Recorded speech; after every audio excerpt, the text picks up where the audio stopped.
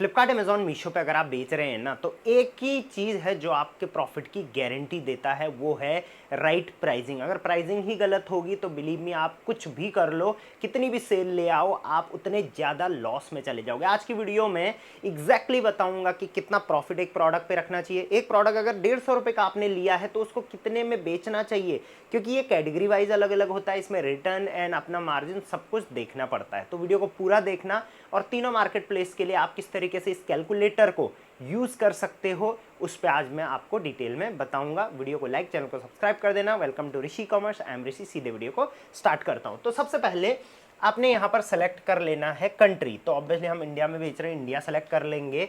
और ये आएगा कैसे कैलकुलेटर, ये मैं आपको एंड में बताऊंगा।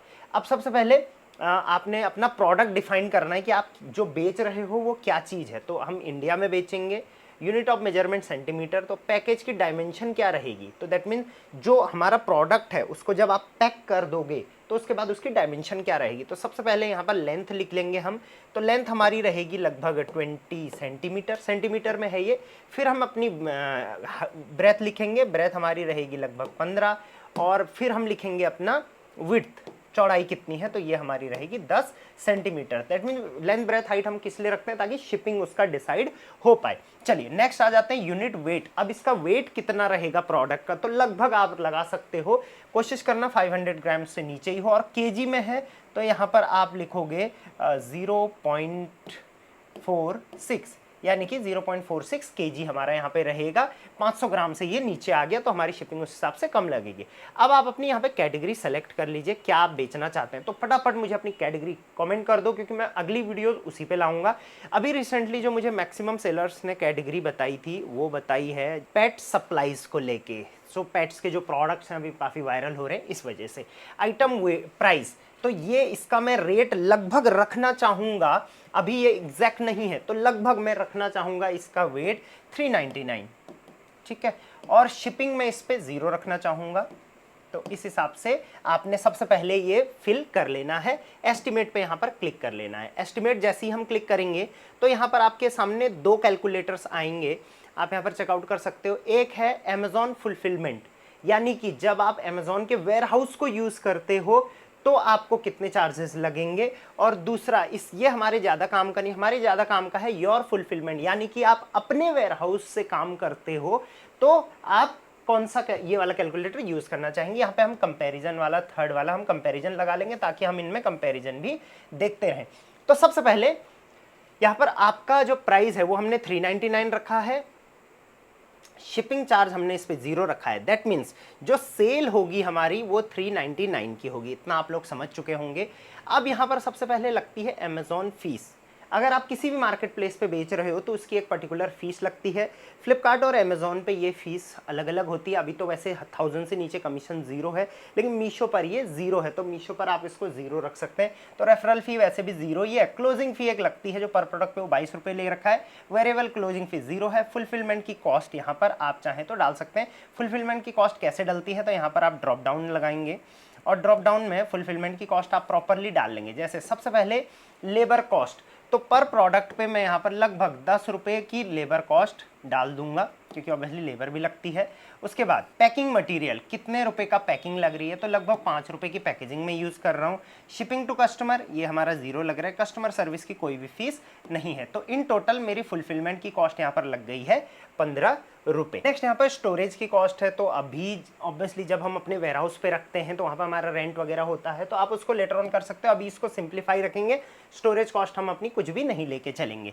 नेक्स्ट है cost of goods sold, and एक ऑप्शन है यहाँ पे आपका मिसलेनियस कॉस्ट। तो इसको हम क्या रखेंगे, तो सबसे पहले मिसलेनियस कॉस्ट में क्या क्या आता है।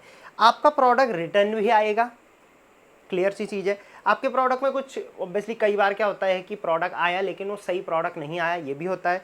हर प्रोडक्ट पे आप अपना जो है वो अपना प्रमोशंस वगैरह भी करोगे।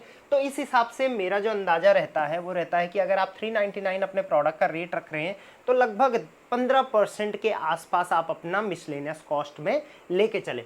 तो 399 यानी 400 का जो 15% होता है वो लगभग आपका यहाँ पर आ जाएगा 55 के आसपास। एग्जैक्टली मैं नहीं कैलकुलेट कर रहा हूँ, लगभग 55 रुपीज़ पर प्रोडक्ट मैंने यहाँ पर अपना जो है मिसलेनियस कॉस्ट डाल दिया। अब कॉस्ट ऑफ गुड, हमको ये प्रोडक्ट पड़ा है लगभग 150 में, तो 150 रुपीज़ में यहाँ पर अपने प्रोडक्ट का रेट डाल देता हूँ। तो दैट मीन्स हमारी जो सारी फीस हो गई वो इतनी लग गई।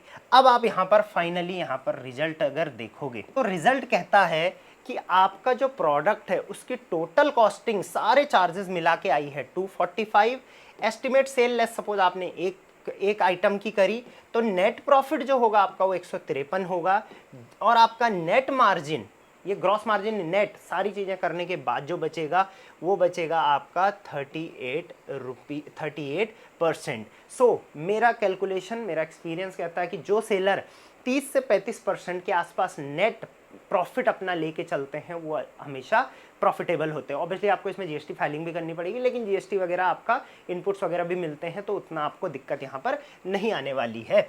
और इसके साथ साथ एक चीज़ का आप और ध्यान रखना, और वो क्या चीज़ है, वो है शिपिंग चार्जेस। देखिए प्रोडक्ट वाइज और आपका प्रोडक्ट कितना दूर जा रहा है, उसका वेट कितना है, इस हिसाब से आपको शिपिंग चार्जेस लगेंगे। आपने एक चीज़ नोटिस करी होगी कि इनिशियली जब हमने प्रोडक्ट को यहाँ पे लिस्ट करा है आइटम प्राइस, तो हमने शिपिंग कस्टमर से कुछ भी नहीं लिया। हम चाहें तो कस्टमर से ले सकते हैं, लेकिन हमने इसको जीरो रखा। लेकिन मार्केट प्लेस ऑब्वियसली हमसे शिपिंग चार्जेस लेगा, तो यहाँ पर एक शिपिंग टू कस्टमर है, आप देख सकते हैं ये वाला ऑप्शन। यहाँ पर हम लोग लगभग, क्योंकि नेशनल का अलग शिपिंग होता है, लोकल का अलग, जोनल का अलग, तो लगभग मैं यहाँ पर 60 रुपीज़ का जो है वो शिपिंग चार्जेस भी लेके चल लूँगा एंड में।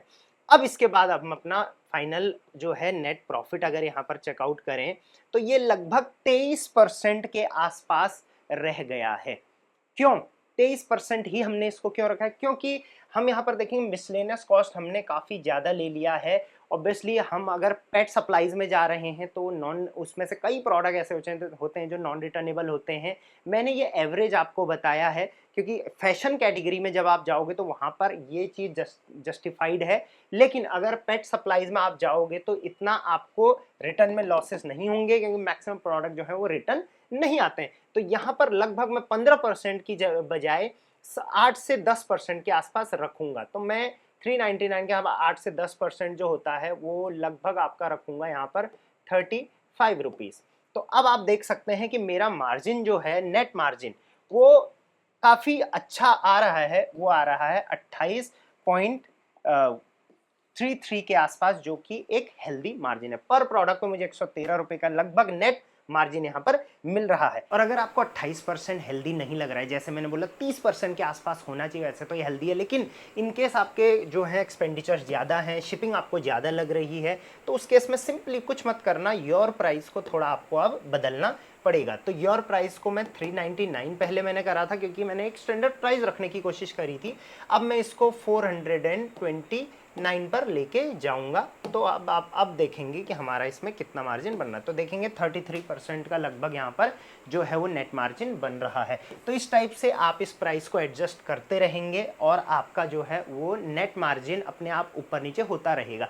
कोशिश करें ऐसा प्राइस रखें जहाँ पर कस्टमर की साइकोलॉजी डिपेंड करती, जैसे 399, 429, और क्योंकि 399 से 1-2 रुपये भी ऊपर आप करोगे तो वहाँ पर जो है वो 400 के आसपास वो गिना जाता है। बट 399 मैंने इसलिए रखा था। बट अगर उसमें प्रॉफिट नहीं हो रहा है 429 या 419 या 420, 426, आप उस हिसाब से अपना रेट यहाँ पर डिसाइड कर सकते हो। अब अगर आप ये देखना चाहते हैं कि अगर मैंने एक सेल करी तो ये है, लेट्स सपोज आप यहाँ पर 100 सेल डेली के कर देते हो तो लगभग आपका जो प्रॉफिट होगा वो होगा 11,304 रुपये का आप प्रॉफिट डेली इस प्रोडक्ट में बना सकते हो। और अगर आपका मंथली जो यहाँ पर सेल है वो लगभग 100 की बजाय लेट सपोज आप मंथली इसमें 500 यूनिट बेच जाते हो तो लगभग आप महीने का 56,520 रुपये इस प्रोडक्ट से कमा सकते हो। अब आप अगर इसका कंपैरिजन यहाँ पर देखें, लेट्स सपोज यहाँ पर आप देखेंगे तो अगर ये प्रोडक्ट आप नॉर्मली बेच रहे थे तो इतना है, लेकिन अगर एफबीए से आप बेच रहे थे तो यहाँ पर आपका मार्जिन जो है वो थोड़ा कम रहेगा क्योंकि एफबीए में अदर कॉस्ट भी लगती हैं और मंथ्स के हिसाब से इसमें स्टोरेज भी अलग अलग लगता है। तो इस टाइप से आप एफबीए का भी देख सकते हैं। लेकिन फ्लिपकार्ट, अमेजॉन, मीशो पे अगर आप करना चाहें तो ये वाला कैलकुलेटर फॉलो कर सकते हैं। फ्लिपकार्ट और अमेजॉन पे लगभग आपको सेम चीज़ देखने को मिलेगी। मीशो पर यहाँ पर आप कमीशन जो है, जो यहाँ पर कॉस्टिंग आई थी, ये 22 रुपये क्लोजिंग फ़ी हटा सकते हैं, लेकिन वहाँ पे थोड़ा मार्जिन रिटर्न जो है थोड़ा ज़्यादा है, तो ये कैलकुलेशन वहाँ पर भी जस्टिफाइड रहेगी। तो तीनों मार्केट प्लेसेस के लिए आप कर सकते हैं। यहाँ पर आप राइट साइड में कंपैरिजन भी देख सकते हैं कि अमेजॉन फुलफिलमेंट और योर फुलफिलमेंट में कितना अंतर रहा है। अब इस कैलकुलेटर को आपको अगर अपने पास चलाना है, फ्री ऑफ कॉस्ट आप चला सकते हैं। उसके लिए आपको क्या करना है, जस्ट आप गूगल पे जाइए और यहाँ पर लिखिए अमेजॉन रेवेन्यू कैलकुलेटर इंडिया। इसमें जो फर्स्ट वाला है इंडिया FBA कैलकुलेटर, इस पर आप क्लिक करेंगे, amazon.in का है। ये ऑप्शन आपके सामने आएगा, इसमें आप कंटिन्यू एज गेस्ट पे क्लिक करेंगे और ये पैनल आपके सामने ओपन होगा। इसमें आप डिफाइन प्रोडक्ट पे क्लिक करेंगे और आपके सामने देखिए कंट्री सेलेक्ट करने के बाद ये सारा ऑप्शन जो है वो आ चुका है। अपनी कैटेगरी मुझे कमेंट करना और ये कैलकुलेटर आपको बहुत ज़्यादा हेल्प करेगा। लगभग आप 27, 28, 30, 35% का एक हेल्दी मार्जिन लेके चलो। हाँ, अगर आपका प्रोडक्ट बहुत कॉम्पिटिटिव है, उसमें कॉम्पिटिशन बहुत ज़्यादा है, नया कैटेगरी नहीं है, उसमें मार्जिन बहुत टाइट है, तो आप 20 से लेके 22% तक का भी मार्जिन, नेट मार्जिन लेके चल सकते हो। लेकिन मैं आपको बताऊं, आपको 20% से नीचे जब आप आते हैं तो वहां पर आपको लॉसेस होने के चांसेस भी बच जाते हैं। मैंने कई सेलर्स का 18% से ऊपर भी अच्छा प्रॉफिट होते हुए देखा है।